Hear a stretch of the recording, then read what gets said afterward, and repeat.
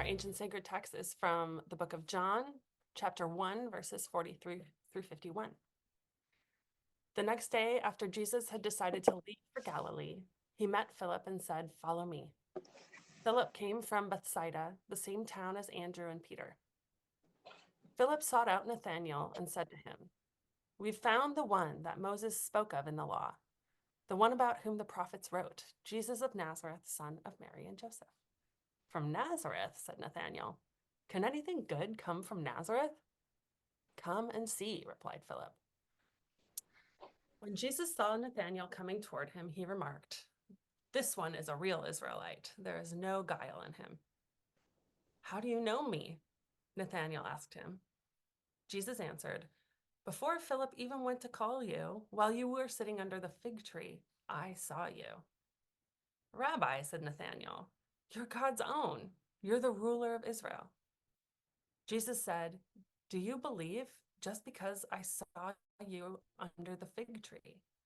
You'll see much greater things than that."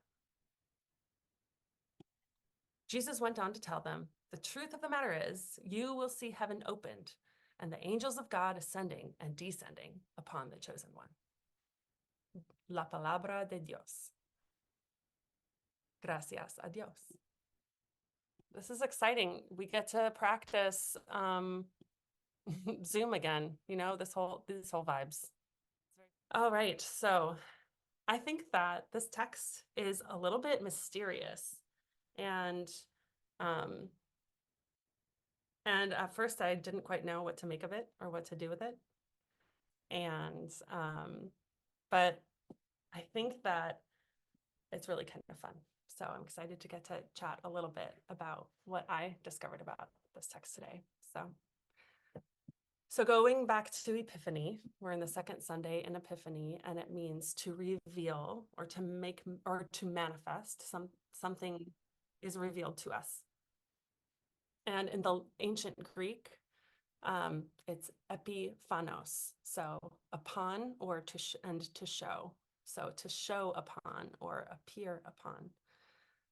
And I think that the mystery of an epiphany is it's something that moves us suddenly to change, moves us toward change. So when do we feel so moved that everything appears different in the world? What compels us toward that?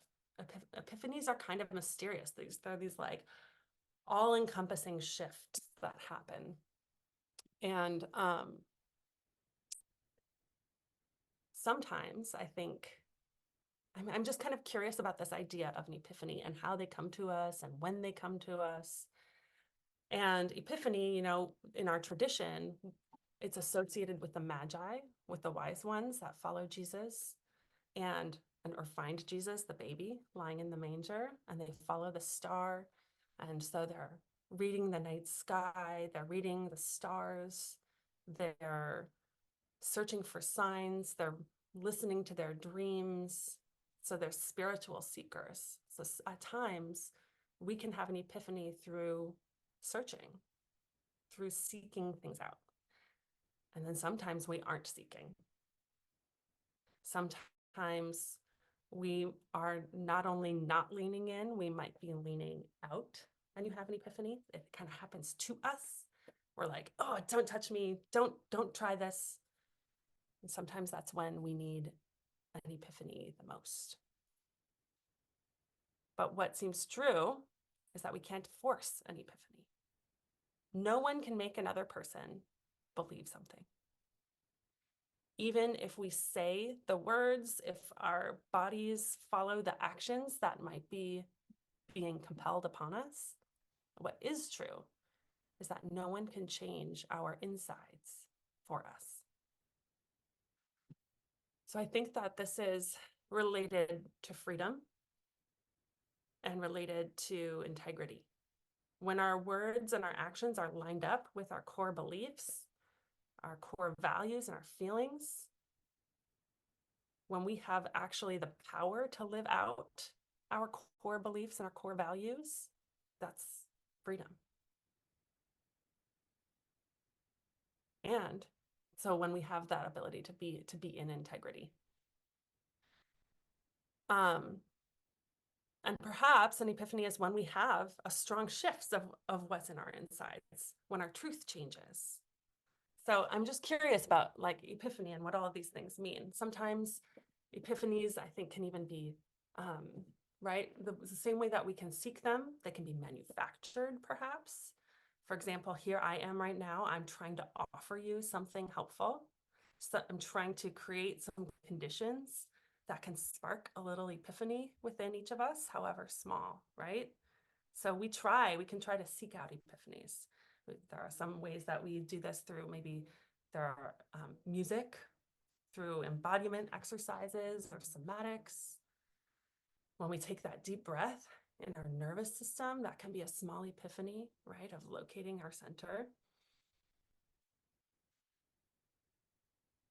And it's really powerful. So I think that religion and spirituality, these ways that we experience epiphanies, is a really powerful tool, something that can come from within and also can be put upon us from without. I'm thinking about things like propaganda, social media, music. So these things can generate epiphanies within us, information, knowledge. And if we're conscious, we can use them for epiphanies. If we're not conscious, others can use them on us. Most of our lives, we're actually just moving fluidly between having agency over our own epiphanies and others influencing us or epiphanying us. We're not just individuals in control of ourselves all the time. We're in relationship with other people. We feel and we love. And that means that our epiphanies are in relationship with the earth, with other people, with other beings. So I'm going on and on about epiphanies a little bit, but I went down a little bit of a rabbit hole kind of thinking about them and going, wow, like, where do epiphanies come from? And can we find them or do they happen to us? And I think that today's story is about Nathaniel's epiphany.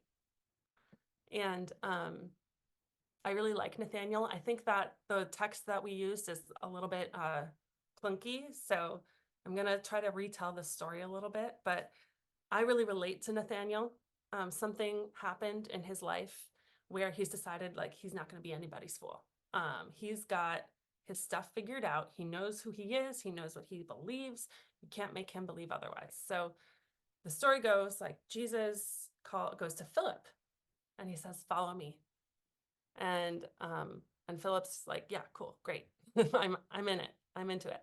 And then Philip goes to Nathaniel and he says, we found the one that Moses spoke about. You know, we found the one, we found the Messiah. And then Nathaniel replies, but what good can come out of Nazareth, right? So he's got Jesus' number. He's like, well, Jesus is from Nazareth, so I'm not into this. I know what's up. And then Philip just says, come and see, come and see.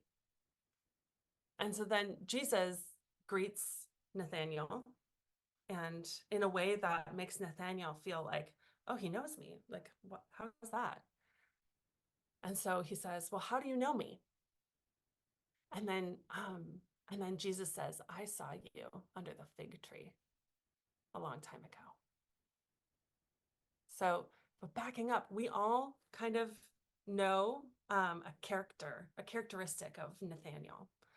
We've all maybe been a Nathaniel. I've been a Nathaniel.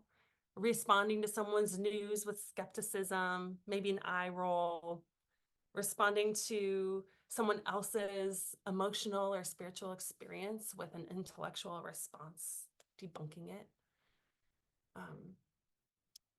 But following Nathaniel's two questions, yeah, Jesus says, I saw you sitting under the fig tree. And that does it for Nathaniel. He knows. That's his epiphany moment. And he says, oh, well, what does he say? Rabbi, you are God's own, the ruler of Israel. A little side note about this fig tree. No one knows the meaning of the fig tree. We don't know.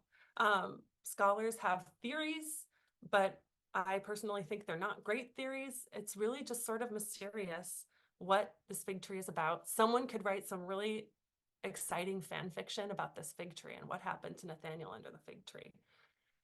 We don't know a whole lot about Nathaniel. He only shows up twice in all of the Gospels and only in John. He doesn't show up in any of the other synoptic Gospels.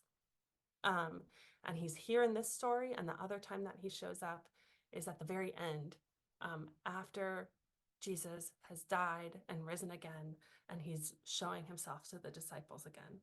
Then that's when Nathaniel shows up again. So we really don't know what's up with the fig tree and why it's important. But what we know is that it is important. And what I want to offer this morning is that epiphanies are kind of mysterious. We can't force them, and no one can force them on us. We know that there are ways that we can call in the Spirit, that we can seek the Spirit. We know that there are ways that we can try to shift our inner knowing, but at the end of the day, the experience of an epiphany can still feel like a stroke of insight that's happening to us. So I want to point us to our modern sacred text from Dr. King's book. And even in this case, Dr. King was seeking epiphany, and he was praying fervently in a moment of exhaustion and fear and uncertainty. But it still sounds like it's surprising to him. He says, I experienced the presence of the divine as I had never experienced God before. And this epiphany calls Dr. King back to his roots, calls Dr. King back to his inner knowing. He hears a voice saying, stand up for justice, stand up for truth, and God will be at your side.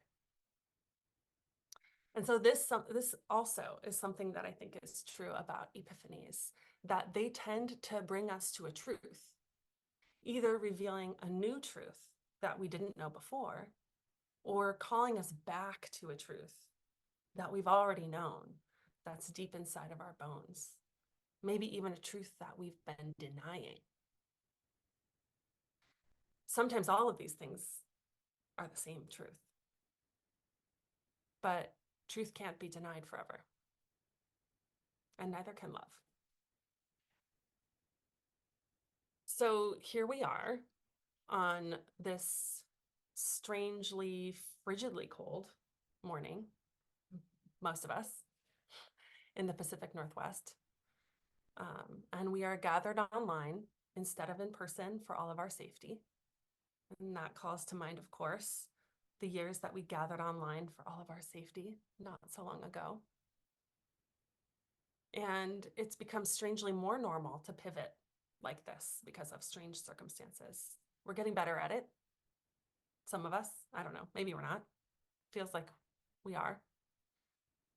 Drastically changing weather patterns, pandemics. We are living in a time of great change, great turning.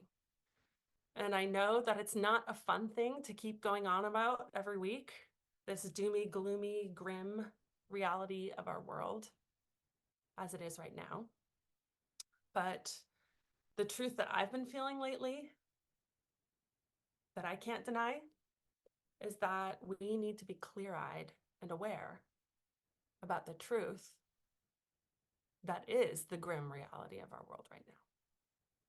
Because it's only from a place of truth that hopefully perhaps come to us through an epiphany.